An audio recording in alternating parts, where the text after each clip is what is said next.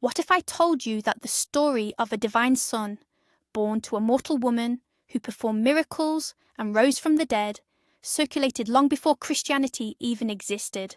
And not just once.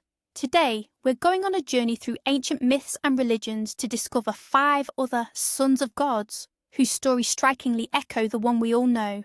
And trust me, some of these parallels will genuinely make you stop and think. But first, let's clarify what the title Son of God actually signified in the ancient world. It wasn't always a unique or exclusive designation. It could refer to great kings, legendary heroes, or even demigods born from the union of a deity and a human. This concept was deeply embedded in the cultural fabric of many civilizations, serving to explain the appearance of exceptional individuals in the world. So, let's begin with the most obvious commonality, the thread that connects almost all these legends: the hero's birth itself. This was never an ordinary event. Far from being a simple human arrival, it was always a cosmic scale occurrence, shrouded in mystery and wonder. Ancient peoples believed that someone destined to change the world couldn't be born like everyone else. Their arrival had to declare from the very beginning, "This one is different." And how did the heavens announce such an event? Very often, it was through omens. The most famous example, of course, is a bright star in the sky. It served as a guide for wise men, magi, or shepherds, leading them to the infant. It was a divine announcement of sorts, a cosmic pointer saying, "Look, someone important is being born here." We find similar tales of celestial signs in the legends of Krishna's birth, and even Alexander the Great, who was also considered a son of God. But perhaps the most striking and recurring motif is the Immaculate Conception. The hero's mother was almost always a virgin, or, at the very least, her pregnancy was the result of direct divine intervention, not a union with an earthly man. This was extremely important. Why? Because it underscored the purity of their origins. The hero wasn't tied to ordinary earthly lineage. His father was a god himself, and his mother, a chosen purest vessel. Thus, the story gained its ideal protagonist, a demigod standing between worlds.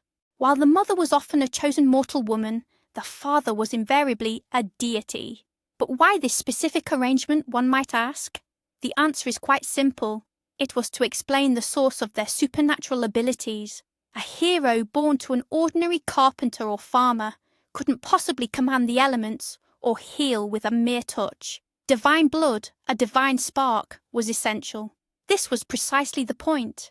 The hero was, in essence, a bridge between the heavens and the earth. It was always the Divine Father who bestowed upon his son strength, wisdom, and a unique mission. Be it the mighty Zeus, famed for descending to earth in various guises, the Egyptian Osiris, who became king of the underworld, or the supreme Hindu deity Vishnu. The father was the ultimate guarantor of his son's unique nature. He wasn't passing down a kingdom or a craft, but rather a fragment of his own divine essence. And it was this divine gene, if we can call it that would manifest from the earliest years, making our hero's childhood starkly different from that of his peers. And this divine nature, of course, didn't lie dormant until adulthood. No, it was evident from the cradle. Picture this. While ordinary children played and learned to speak, our young hero already displayed wisdom far beyond his years. Legends often recount how, even as a child, he could engage in deep conversations with sages and priests, astounding them with the profound depth of his knowledge. It was an unmistakable sign that he had come into this world not to learn, but to teach. But wisdom was just one side of the coin, the other was power, and we're not always talking about brute physical might here. These could be the first, perhaps still unconscious, miracles. For instance, the child might make a withered tree bloom again, or calm a wild beast with a mere glance. Recall the myth of infant Hercules, who, with his bare hands, strangled 2 snakes sent to kill him. These weren't mere childish antics. These were the first glimmers of his burgeoning power, the initial proofs of his divine origin. Each such story served as an omen, preparing the world for the certainty that this child would grow up to accomplish something truly magnificent. As the hero grew, his powers fully blossomed. His life became a succession of incredible events, events we often call miracles. And here, once more, we encounter a remarkable consistency in these narratives across various cultures. The most prevalent miracle, of course, was healing. He could restore sight to the blind, make the lame walk, and even cleanse lepers. Why was this the case? Because in the ancient world, illness wasn't merely a physical ailment. It was often perceived as a manifestation of malevolent forces, a form of punishment, and one who could conquer disease demonstrated that their power surpassed that of evil. He offered people not just health, but salvation itself, yet his dominion extended far beyond the human body. He possessed the power to command nature itself, calming raging storms with a single word, walking on water as if on solid ground, or transforming water into wine. These miracles showcased his divine mastery over the world. They proved that the laws of nature, which govern ordinary mortals, held no sway over him. And the pinnacle of his power, the ultimate proof of his dominion over life and death, was, of course, the resurrection of the dead. By bringing someone back from the realm of the dead, the hero unequivocally affirmed his status as the true master of existence. Enough about general concepts. Let's now turn our attention to some specific individuals. And our first guest hails directly from ancient Egypt. Please welcome the god Horus.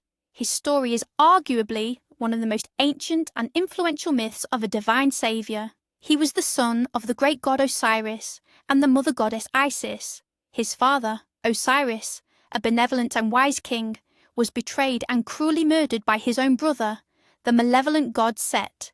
It seemed chaos and darkness had triumphed, but Isis, his loyal and powerful consort, refused to surrender to despair.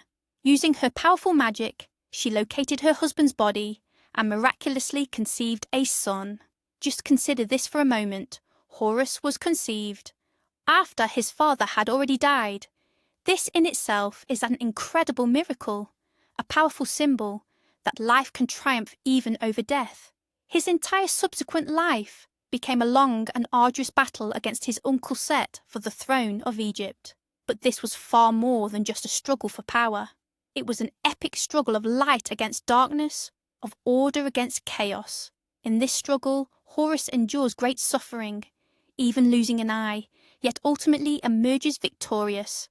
His ascension to the throne was not merely a change of leadership. It represented the restoration of justice and the legitimate order his father had established. Thus, his entire story profoundly symbolizes the eternal and inevitable triumph of life over death. From the scorching sands of Egypt, let's now transport ourselves to the sun-kissed hills of ancient Greece. Here we encounter perhaps the most intriguing and certainly the most boisterous of the gods, Dionysus, the god of wine, ecstasy, fertility, and theatre. His story, too, begins with a miraculous birth, one truly worthy of an Olympian soap opera. Dionysus was the son of the supreme god Zeus and the mortal princess Semele. Zeus's notoriously jealous wife, Hera, discovered the affair and vowed to destroy both mother and child. She cunningly manipulated Semele into asking Zeus to reveal himself in his full divine glory. Upon witnessing the true form of the thunder god, the mortal woman was instantly incinerated. But Zeus managed to rescue their unborn son. And what did he do? He literally sewed the infant into his own thigh, carrying him there until he was fully developed. Thus, Dionysus earned his epithet, the twice-born god. This motif of double birth, death, and resurrection became absolutely central to his cult. Myths recount how, in his youth, Dionysus was torn to pieces by the Titans, but his grandmother, Rhea, gathered his scattered remains and brought him back to life. For the Greeks, this cycle of death and resurrection symbolized the annual dying and rebirth of nature itself, the wilting of the grapevine in winter and its vibrant reawakening in spring. His fervent followers, the Maenads, would enter states of ritual ecstasy, believing they could commune directly with the god and perhaps even attain a form of immortality themselves. Let's linger a bit longer in Greece, as it's also home to another famous son of Zeus, whose name has become synonymous with incredible strength. Naturally, this is Heracles, or as the Romans more commonly knew him, Hercules. His tale is a prime example of how a mortal hero, through his extraordinary deeds, can earn a place among the gods. Like Dionysus, Heracles was the son of Zeus and a mortal woman, Alcmene, and predictably, the jealous Hera hounded him from birth. She afflicted him with a terrible madness, which led him to commit a horrific act, the murder of his own family. To atone for this terrible crime, the gods commanded him to undertake 12 seemingly impossible labours in service to King Eurystheus. Yet each of these feats was far more than just a display of brute strength. They were battles against monstrous beings, each symbolising chaos, fear, and death. But perhaps the most profound aspect of Heracles' tale is its ultimate conclusion. After a life replete with suffering and the most gruelling trials, he was ultimately betrayed and poisoned. Dying in unimaginable agony, he chose to ascend his own funeral pyre. It was at this exact moment that his father, Zeus, intervened, sweeping him from the flames directly to Mount Olympus, bestowing upon him the gift of immortality. Heracles was not resurrected in a mortal body. Rather, he ascended. His journey was one of transcendence through immense suffering and the purifying fire, transforming him into a god.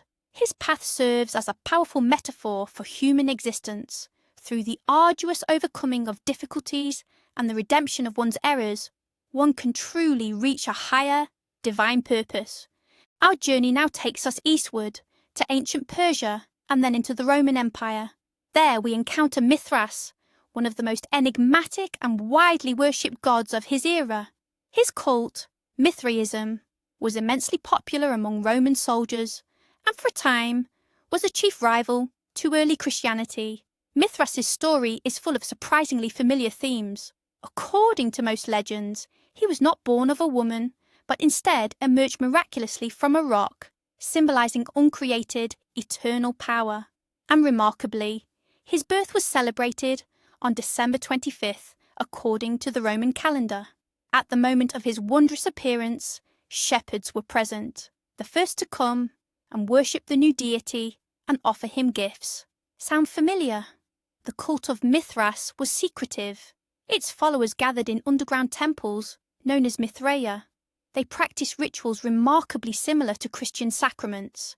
These included a ritual water baptism for the purification of sins and a sacred meal of bread and wine, symbolising communion with the god. Mithras believed in the immortality of the soul, a coming last judgment, and the resurrection of the righteous. Mithras himself was revered as a divine intermediary between God and humanity, a saviour who came to earth to conquer evil. The parallels are so numerous that historians continue to debate which faith influenced the other. Our adventure simply wouldn't be complete without a stop in vibrant, diverse India. Here, in the birthplace of Hinduism, we encounter one of its most beloved and revered deities, Krishna. His tales are recounted in ancient scriptures, such as the Mahabharata and the Bhagavata Purana. Krishna is considered an avatar, an earthly manifestation of the supreme god Vishnu. Vishnu descends to earth in various forms whenever evil threatens the world, and Krishna is his eighth and most complete incarnation. His birth, like that of many legendary heroes, was fraught with mortal danger. The wicked King Kamsa, his uncle, received a prophecy that he would be slain by the eighth son of his sister, Devaki. In response, he imprisoned her and mercilessly killed all her newborn children. But when Krishna was born, a miracle unfolded.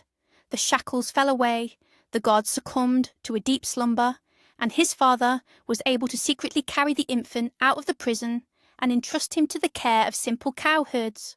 His childhood and youth are filled with wondrous stories and miraculous feats.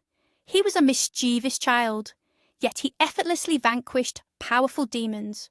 The pinnacle of his story is the epic battle on the field of Kurukshetra, where just before the Great War commenced, he revealed his true, cosmic divine form to his friend Arjuna. Krishna teaches about dharma, duty, righteousness and devotion to God, embodying the ultimate divine saviour who came to guide humanity on the path of truth. So, what does all this mean? Did all religions simply copy each other? The truth is, it's far more complex and interesting than that.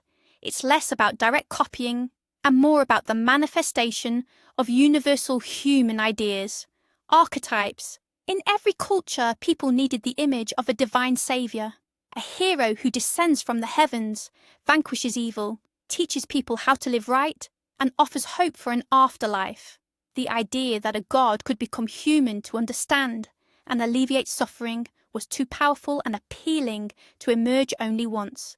In the Roman Empire, a true melting pot of cultures, these ideas blended and influenced each other, creating what scholars call syncretism.